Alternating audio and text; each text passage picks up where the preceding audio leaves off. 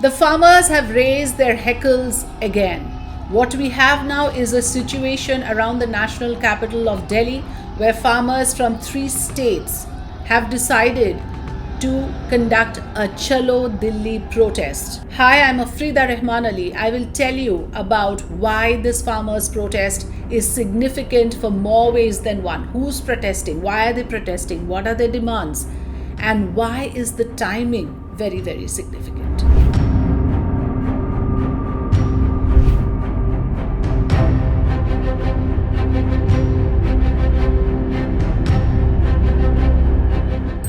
So here is a government that thought it was on a very firm footing and laid out the pitch for the 2024 parliamentary elections, making all the right noises with the correct posturing that is necessary for the winning momentum. But here comes an issue right in an inopportune moment, with farmers gathering around Delhi, threatening to enter the city, the capital city, to raise a protest against the non-implementation of certain promises that were made to them, primary among them the enactment of the minimum support price or the MSP law.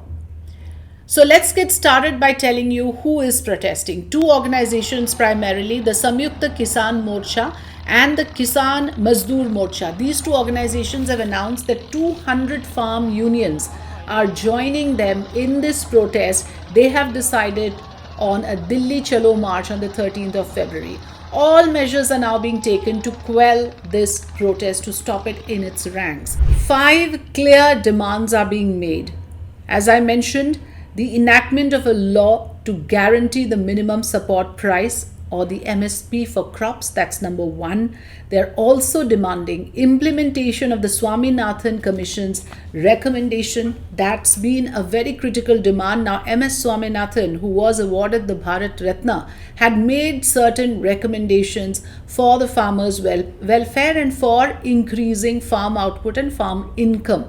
So here is a protest that is now demanding implementation of Swaminathan Commission's recommendations, pensions for farmers and farm laborers, farm debt waiver, withdrawal of police cases, and justice for the victims of the Lakhimpur Kheri violence. We all remember how that major incident of violence took place, where 2 high-profile individuals ran over a farmer protest in Lakhimpur Kheri in UP, and one of the individuals involved happened to be son of a union minister there. So in that case also, the protesting farmers now believe that justice has not been delivered, so they are demanding speedy justice in that case as well. Let me take you through what has been the state response so far to this protest. Now, if you look at the kind of restrictions that are imposed, let's talk about Haryana first.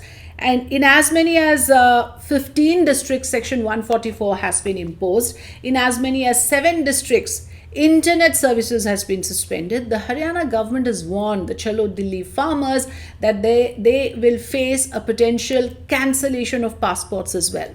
Similarly, Chandigarh administration has imposed 144 for a period of 60 days in view of this protest. Delhi police has imposed 144, which prohibits the gathering of more than 2 people in public places around all border areas of the national capital. And in fact, all the 3 important border checkpoints with Haryana, with UP and Punjab is on high alert at the moment. There is very intense barricading that is being done to ensure nothing untoward takes place. So security in all the border areas beefed up. At the moment, what we also know is that, and this shows the seriousness with which this is being taken, that as many as 3 union ministers will be sitting across the table with the farmer leaders to find a resolution. They've already been ordered to reach Chandigarh for this purpose.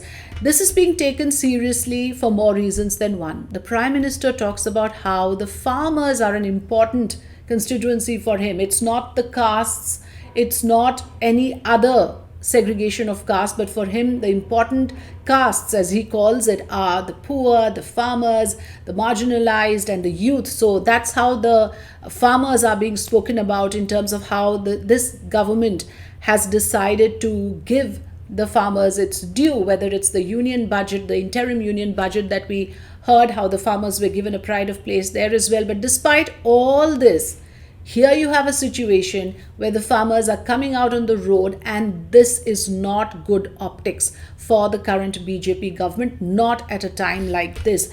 Just to understand this issue a little better, we must not forget that in 2020, a very large protest of farmers took place that was to object the farm laws, the three farm laws which the government was forced to take back. That protest raged on for a year, and it took the lives of around 700 farmers. That protest, of course, is not a very happy memory for this particular government, and it certainly doesn't want those memories to haunt the public at a time like this when it is trying its best to clear the pitch for the upcoming parliamentary elections.